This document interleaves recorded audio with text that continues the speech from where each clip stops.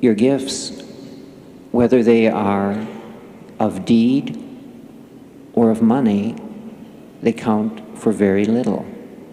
And this is what I'm talking about, a year of giving. It means a year of learning how to open your heart and let the Ek or divine spirit in to help you become a greater and better person. I've mentioned so often in these talks that our purpose here is to become a co-worker with God. Now, knowing this is our goal gives meaning to the experiences that we encounter in life. Why are people surly? Why are we grouchy? Why? Well, we're working things out with ourselves and with our neighbor, and with our families, our loved ones, because we're trying to reach not physical perfection, but spiritual perfection. We know too well that the human body wears down, it runs down very much like a clock, one of the old wind-up clocks. It just runs down. You can wind it up, and the minutes go on ticking again for so many hours. But after a while, the clock runs more slowly, and then you have to wind it up again. This is the human side. We're not looking for perfection or life everlasting in a physical sense, of course. We are looking to become more spiritual. We're trying to open our hearts to divine love so that we can become instruments of God. Now, I know to most of us saying instruments of God, serving others, say, I don't like the word serving. People who have no interest in growing spiritually, and I mean truly growing spiritually, will have a reaction to serving others. Hi, beautiful souls. Welcome back to my Journey Faithful Compassion Hub. If you are new here, my name is Beatrice, and this is a place where we journey together in exploring spiritual truths that can help us grow in love, in wisdom, and in deeper awareness of who we are as soul. On this channel, I enjoy listening to the timeless teachings of Harold Klemp and reflect on them, not simply repeat what was said, but to share what touched my heart, what challenged my thinking, and how these insights can speak to our everyday lives. No matter your faith or background, I hope these reflections can encourage you to pause and look within and discover the guidance that Divine Spirit may already be offering in your own life. Today, I'm inviting you to join me as we listen together to one of Harold's talk on giving. At first, this idea of giving may sound very simple. We give money, gifts, we help someone, or we give our time. But as I listened to this particular talk, I began to realize that Harold was pointing us to something much deeper than what we simply give to others. It made me look at my own life and ask, what does it really mean to give from the heart? And that question became personal for me because when I look back over my life, I realized that I've been a giver from a very young age. But I've also learned that there can be a difference between giving freely, wisely, and simply giving too much. So as we go along, I'll pause at different moments to share my thoughts, my questions, and my personal reflections that came to me while I was listening to Harold. Perhaps what I discovered may resonate with your own experience of giving as well. So let's listen together. Good evening and welcome to the new year of Ek.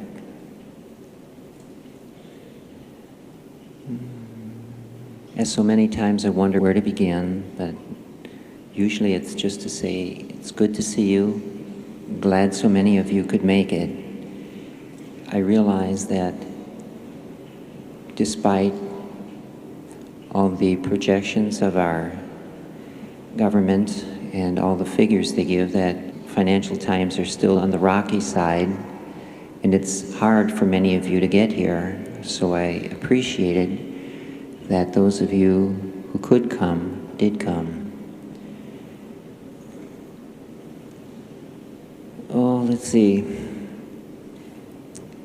Coming in by plane a few days ago, happened to sit next to a gentleman who was coming to the area from another part of the country, and he was taking care of, in one city, he was taking care of his mother, and in another city, taking care of his half-sister.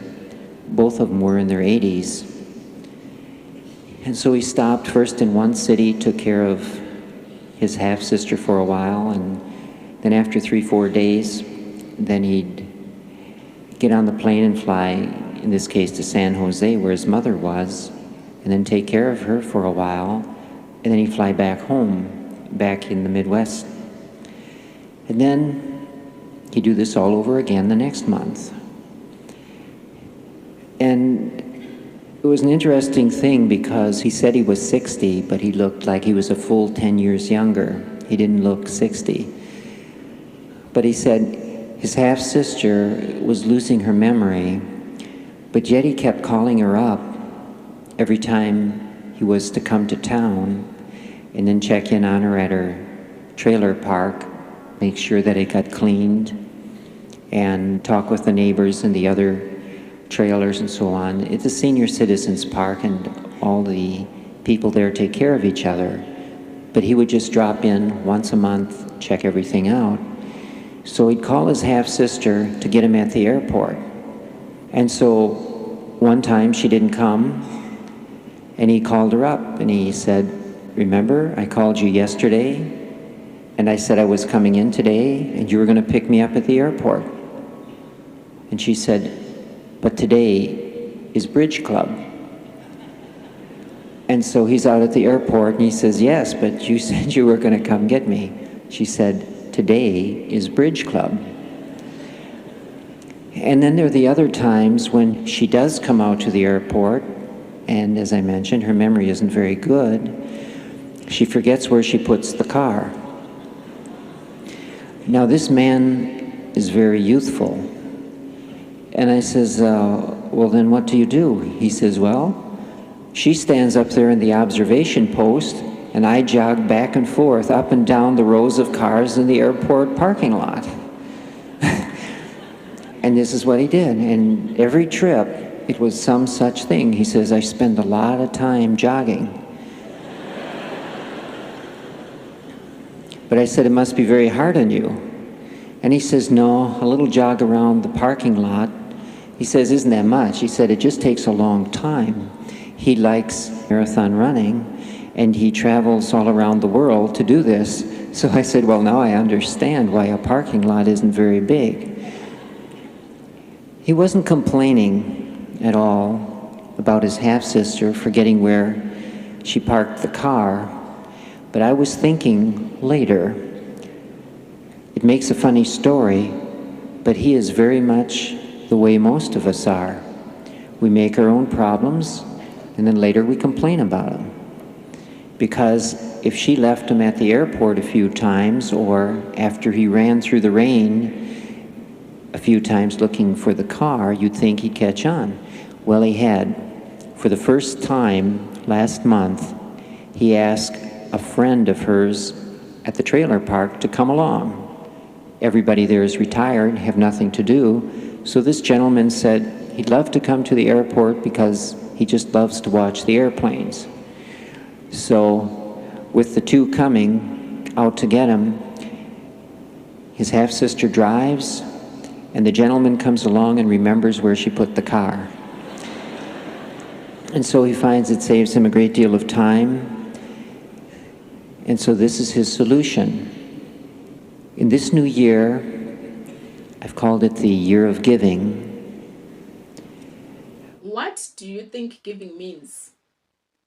When I heard Harold say, "I've called it a year of giving," immediately I started thinking about what those words mean to me. When we hear giving, I think many of us automatically think about money. We think about donating, helping someone financially, giving offering, and there's nothing wrong about that. But as I continue listening to Harold, I realized that he was pointing to something much bigger than taking money out of our pockets. And that caught my attention because I've been a giver for most of my life. I can actually remember being a child and feeling proud that I was able to help somebody. There was something beautiful knowing that I had something that could make another person's life a little easier. I wasn't thinking about spirituality at that age or thinking about divine love or becoming a better person. I simply knew that I had something to give, and it felt good to know that I had helped someone. As I grew older, that giving continued. I gave in so many ways. By helping someone, giving them my time, accommodating them, or simply just being a listener. But when I look back now, I also see something that I didn't understand when I was younger. There were times when I gave too much. I would give my best and sometimes leave myself with very little. And that made me start looking at giving differently. Because is giving simply about how much we can give? Or is there something deeper happening inside the person who gives? That's what I found myself wondering after listening to this talk. We have just come from the year of graceful living, as if you can stop doing one, as if you can stop being graceful as you go into the year of giving. I don't know if you can. The point is that facing life gracefully is probably the first step to giving of yourself to others. And so they aren't separate qualities. The quality of being graceful in your dealings with other people, or in giving of yourself to life. They go together. They complement each other. When I first mentioned the theme, a year of giving, or the year of giving, some people were upset. They said, sounds too much like money. And I was thinking, there are so many hundreds of ways to give of yourself without opening your wallet, that maybe this is an opportunity to give a talk on how to give without mentioning money, because there are so many ways. People assume that as soon as you're in a religion or a church or something of this nature, then someone's going to grab you by the elbow and say, okay, give. Donations are important and all that, that's true. But unless you have learned to open your heart to life and to other people and to God, I learned that giving is not the same as giving everything. This part made me look at my own life because I realized I have sometimes confused being a giver with giving everything. And these are not necessarily the same thing. Sometimes I would give more than I could comfortably afford to give. As I grew older, I found myself not only giving things, but I would also accommodate people. I would make room for people. I would help. I would give people chances. And sometimes I would give more than I could comfortably afford to give. Looking back, I can see that some people appreciated what I gave, while others may have become comfortable simply receiving from me. And that can hurt, especially when you are someone who genuinely enjoys helping, because you don't always realize when your generosity has gone too far. And I think there's another lesson in this for me. Sometimes even when we believe we are giving freely, there may still be an expectation somewhere inside us. Maybe we don't say it out loud. Maybe we don't even consciously recognize it. But somewhere inside we may think, I was there for you, so when I need you, surely you will be there for me. And when that doesn't happen, it hurts. I've experienced that feeling. And it made me question my giving. It made me wonder whether I should stop giving so much. Maybe the answer is to learn to give with greater awareness, because I can still give with boundaries. I can love someone and still say no. I can help someone without taking responsibility for everything in their life. I can be generous without leaving myself with nothing. And I think that's an important part of my own learning. I don't want to stop to give. I want to learn to give wisely, and perhaps that part of what this talk is beginning to uncover for me. your gifts, whether they are of deed or of money, they count for very little. And this is what I'm talking about, a year of giving. It means a year of learning how to open your heart and let the Ek, or divine spirit, in to help you become a greater and better person.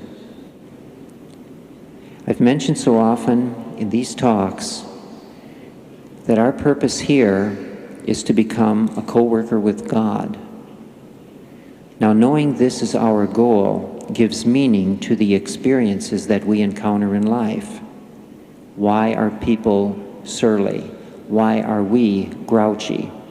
Why? Well, we're working things out with ourselves and with our neighbor, and with our families, our loved ones, because we're trying to reach not physical perfection, but spiritual perfection.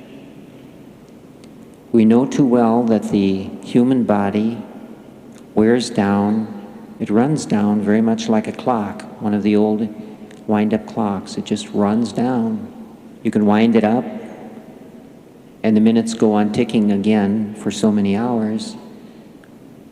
But after a while, the clock runs more slowly, and then you have to wind it up again. This is the human side. We're not looking for perfection or life everlasting in a physical sense, of course. We are looking to become more spiritual. We're trying to open our hearts to divine love so that we can become instruments of God. Now, I know to most of us saying instruments of God, serving others, say, I don't like the word serving. People who have no interest in growing spiritually, and I mean truly growing spiritually, will have a reaction to serving others. What is giving teaching me? When I heard Harold connect giving with opening the heart, I started thinking about something else. Maybe giving isn't about what happens to the person receiving. Maybe giving also changes the person who gives. And that part became very important to me because when I look back at some of the experiences I've had through giving, I can see that they have taught me things I probably couldn't have learned otherwise. They taught me that I need boundaries, discernment. They taught me to look at my own expectations. That helping someone doesn't mean that I have to carry their whole life. And they have taught me to look at the reason behind my own giving. Why am I giving? Is it because I genuinely want to help? Or because I feel guilty to say no? Or because I want to be needed? Am I giving because I'm afraid someone will be disappointed in me? Or am I giving freely without attaching my worth to what happens afterwards? These questions I'm still learning from. And I think that's why this talk became personal for me. Because I don't see my past experience of giving as something I simply need to regret. Even in times when I gave too much, it can teach me something.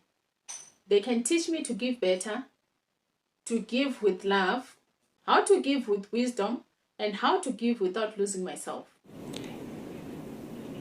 I think some of the people who have served mankind best are the ones who have served mankind most. Religious leaders, sometimes political leaders, economic leaders, people like Abraham Lincoln, people like Jesus, people like scientists, perhaps like an Einstein. They put a whole new spin on creation and on reality so that most people have no idea at all what they're talking about. But because they have manifested a certain idea, changes occur in the lives of many people. This man was very interesting on the plane. He told how he took care of these people, and all he got for thanks from his half-sister, well, she's real quick with her cane. You know, she beats him on his back with her cane, but she forgets things, and so he took her on a cruise because she had said one time she would like to go on a cruise to the Caribbean with him and his wife. But he came back, brought his half-sister back home after having given this nice trip to his forgetful sister. A month later he comes back and he says to her, he says, well, how did you like the cruise and how did you like the week stay in the Caribbean? And she said, what trip? But this is an example of a person who is giving of himself to some people, in this case his sister, his half-sister, and to his mother, who is an invalid. And just looking at it, you think he gets nothing out of this for himself. But he is developing a great deal of patience. And I said, doesn't it get hard sometimes? And he said he's the only man left in the family. And he says, you know, someone's got to do it. And he said, when you get to this age, as he was speaking from the 60s, he says, you run into this more and more. And those of us who can, we do. And we just do it because we do it. And in his own way, he was expressing a deep love. In fact, this was divine love. He wouldn't have had to do it. He wouldn't have had to put up with the cane. But he enjoyed the people he was with, his family members, and others that he met who were their friends. He was giving of himself. Just giving and opening his heart. Maybe the gift is changing me. This is where I feel like the idea of giving becomes more interesting. Because listening to this story, I found myself thinking, what if the gift isn't only what I'm giving to another person? Harold described this man as developing patience, expressing love through what he was doing. And that made me think of my own experiences. Sometimes we give, we don't see an immediate result. Sometimes nobody thanks us. Sometimes the person we helped may not even remember what we did. And sometimes we may feel disappointed because we expected something big. But perhaps some experiences are teaching us something that we cannot see immediately. Maybe they are teaching us patience, maybe compassion. Maybe they are showing us where our expectations are. Maybe they are teaching us when to give, when to step back, or maybe showing us where our expectations are. Or maybe they are teaching us that having an open heart doesn't mean having no boundaries. For me, that is becoming an important distinction. I don't want to be hard because I've been hurt. I don't want my past experiences to stop me helping people. But I also don't want to keep repeating the same patterns. I want to learn to become more conscious of my giving. I want to learn to give from love rather than fear, guilt, or expectations. And perhaps that is where the spiritual side of giving begins. Not simple in what leaves my hands, but in what happens inside of me while I give. In the next part, we will continue with Harold's talk and explore this idea a little deeper. Thank you for walking this journey with me until the end. Please don't forget to like, to share, and subscribe. May you continue to walk the path with love, wisdom, and an open heart. Until next time, I love you all. See you in our part 2 of this talk, Giving.